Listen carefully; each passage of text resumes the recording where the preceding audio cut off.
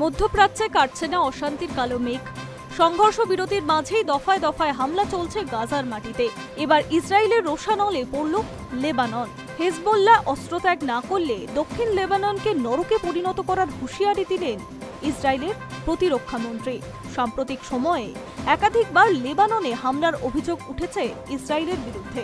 সম্প্রতি হেজবোল্লাহর উদ্দেশ্যে কড়া হুঁশিয়ারি দিয়ে ইসরায়েলের তরফে জানানো হয়েছে, হেজবোল্লাহ আগুন নিয়ে খেলছে।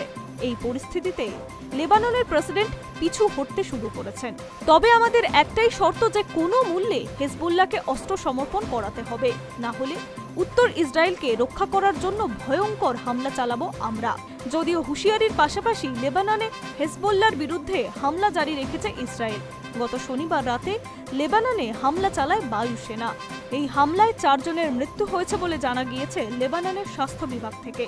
উল্লেখ্য, হামাসের সঙ্গে যুদ্ধ শুরু হওয়ার পর থেকে একাধিক ফ্রন্টে লড়াই চালাতে হচ্ছে ইসরায়েলকে। এই তালিকায় ছিল লেবাননের হেজবোল্লাহ ফ্রন্টও।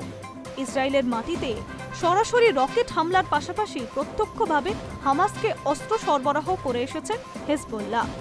এই ঘটনায় বাধ্য হয়ে লেবাননের মাটিতে হামলা চালিয়েছে ইসরায়েল। গত বছর নভেম্বরে মার্কিন মধ্যস্থতায় ইসরায়েল ও হেজবোল্লাহর মধ্যে যুদ্ধবিরতি সম্পন্ন হলেও পরিস্থিতি এখনো উত্তপ্ত। হেজবোল্লাহকে হুমকি বলে উল্লেখ করে চুক্তি ভেঙে ইসরায়েল সেনা মাঝে মধ্যেই লেবাননে হামলা চালায়। এমনকি লেবানন সীমান্তে 5টি গুরুত্বপূর্ণ ঘাঁটি নিজেদের সেনা মোতায়েন করে রেখেছে। যুদ্ধবিরতি লেবাননে ইসরায়েলের গোপন হামলায় এখনো পর্যন্ত 60 জনের বেশি মানুষের মৃত্যু হয়েছে।